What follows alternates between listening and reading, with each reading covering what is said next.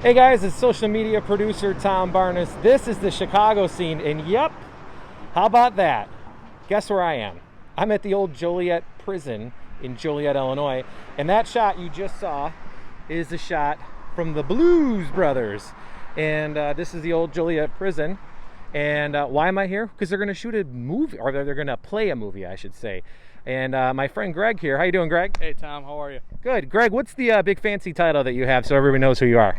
Executive Director of the Joliet Area Historical Museum in the old Joliet Prison historic site where we are right now. Yeah, so Greg, let's take for a little walk here. I know we just met and all, but we'll just stroll down this path. What are we walking on right now, and where are we heading to? So we are walking along what was once known as Broadway and Main Street. They had two main corridors in the prison. So at one point this was called Railroad Street because you had two railroad lines that ran through here to supply the prison around the 1800s. So railroad line that ran right through here, like right now, right here? Where we're walking, yes. Oh, wow, okay. The prison was built in 1858, and the prisoners who were transported here from Alton, the first state penitentiary, literally built the prison around themselves. They quarried limestone in two quarries that was adjacent to the property here and commenced that work. So there was heavy industry going on. There were... But it was by the prisoners. Correct. So yes. a little, kind of little Shawshank vibe a little bit. Yeah, we tell but groups... on the up and up. Yes, that, the practice of convict labor and kind of the state leasing out inmates to private companies was legal for 100 years, and that shocks a lot of people. But it's important to understand that. So, you notice around here it has this kind of feel of like a campus, and that was due to all the different shops and industries those later developed into things like vocational schools, high school, colleges, even at one point, as the notion of recidivism and let's try to get people who are here to re-enter society and be productive citizens as opposed to just punishing them for something.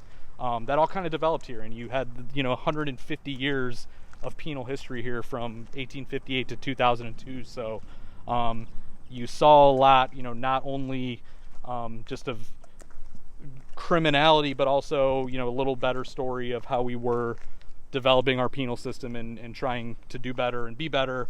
But really, what we are most famous for and kind of what people make that instant connection to the Joliet Prison is, of course, the Blues Brothers. Right, which is why we're here, correct? Yes. So why don't you explain what's happening, and are we still walking the right way? Yes, we can. Okay, I'm going to follow you, so don't let me lead. But for people who are wondering where we're at right now, we're in the central part of the prison, right? Because that's the Correct. Central Guard Tower, right? Yes, yeah, you have 16 acres inside the walls here. So even in its day in 1858, this was a vast, massive prison, even by today's standards. So, you have a lot of space out here again, almost 24 different outbuildings used for a variety of different purposes. And going back to what the prison is known for, again, the home of Joliet Jake, the origin story of Joliet Jake, if you will. So we are paying homage to that. As the 40th year since Blues Brother was released in 1980.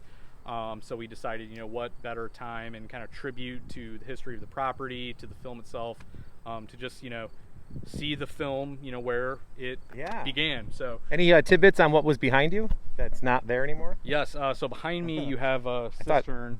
This was the original water source for the prison. Actually. Oh, okay. Water was brought in by a spring, and actually the prison did not have running water until the late 1940s. You heard that correctly. Wow, the 1940s, and then there's probably what's left of whatever water source is still here. Yes. If it even works anymore, I don't know, but probably not. Yeah, it was converted into a well, but yeah, there was a water tower in here at one point.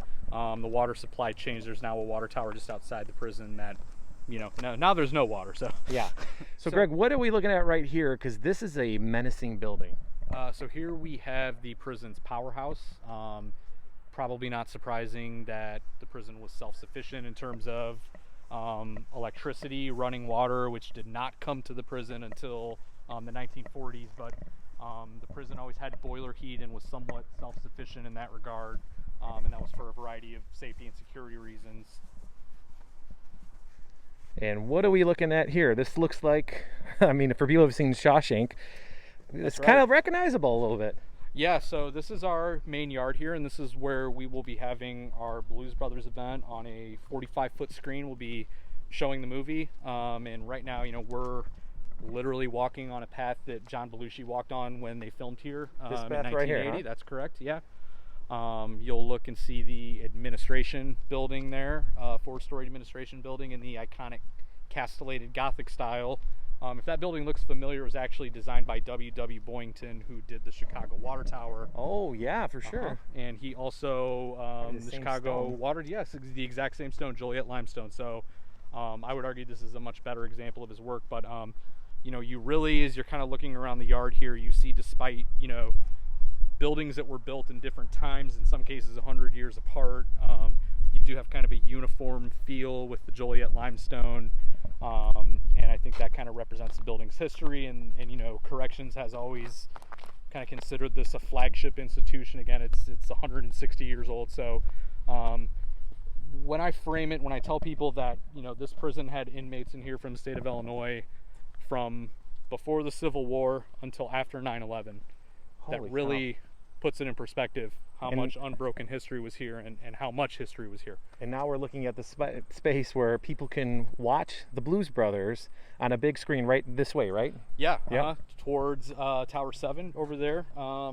We, again, are making sure we are complying with all the state guidelines, of course, and as you can see from this vast expanse, we'll be having numbered circles here. We'll be able to, very easily and efficiently social distance people.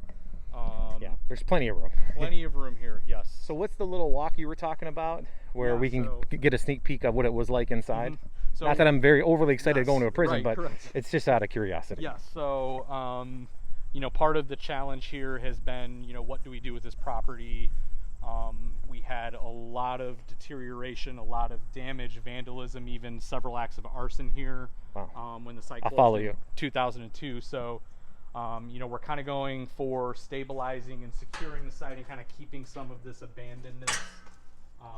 And that's kind of why we're designing. That's also why we're doing the movie, is to raise funds to help us preserve this site. And certainly, when you hear about all the way down. yes, the reputation of the Joliet Prison is certainly a scary place. This, when you see this, this definitely meets those expectations. This was a gallery of 80 cells here. Initially, the cells, there were 900 of them. They were 4 foot by 7 foot by 7 foot. So that's this that These we're looking at right were now. modified from those cells into a slightly bigger 5 by 8 by 10, which you see now. These are circa 1940s era cells, so they probably would not even be able to be legally used today.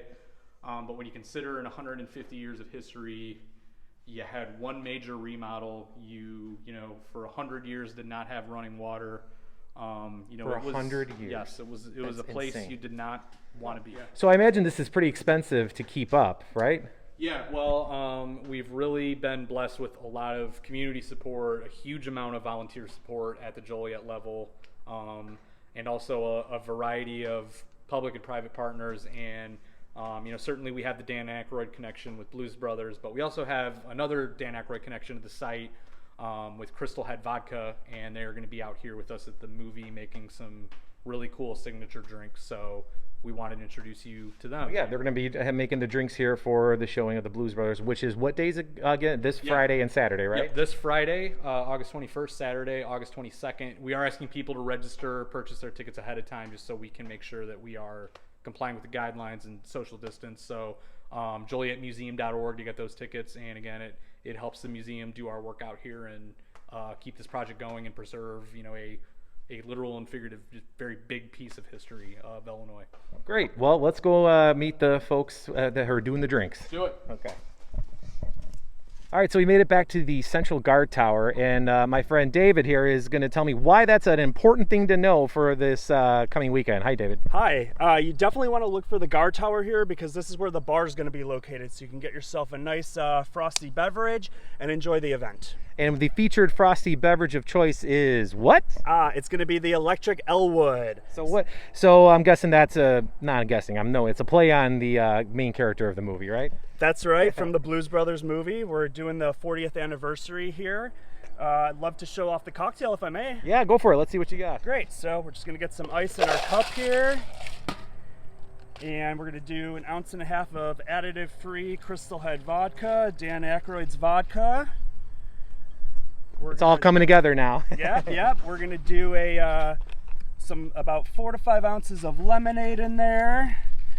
And then, of course, to electrify the drink and top it off, we're just going to do about 1 ounce of Blue Curacao. And that gives it that Hawaiian... Yeah, it's kind of a Hawaiian island taste and feel. With the lemonade, it pairs really nicely, and the vodka is additive free, so it makes cocktails as true to the recipe as possible.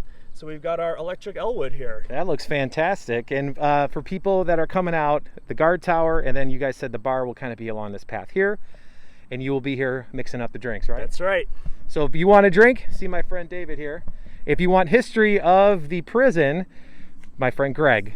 Right? No pressure. You'll be out here, no pressure, Greg. Yeah, People come up to you and ask you anything they want. We have some signage and some displays that talk all about the history of the prison. So to kind of celebrate its role in pop culture with the Blues Brothers, as well as its, for better or worse history here in Illinois. It'll be quite a weekend for us. So we hope people will make it out. Can't wait. Thank you both guys, and we'll see you over at the movie site. How cool is that? The Blues Brothers at Joliet Prison. They're showing it 2 nights here at the prison, which is right behind me. Friday and Saturday night here at the old Joliet Jake Stomping Grounds.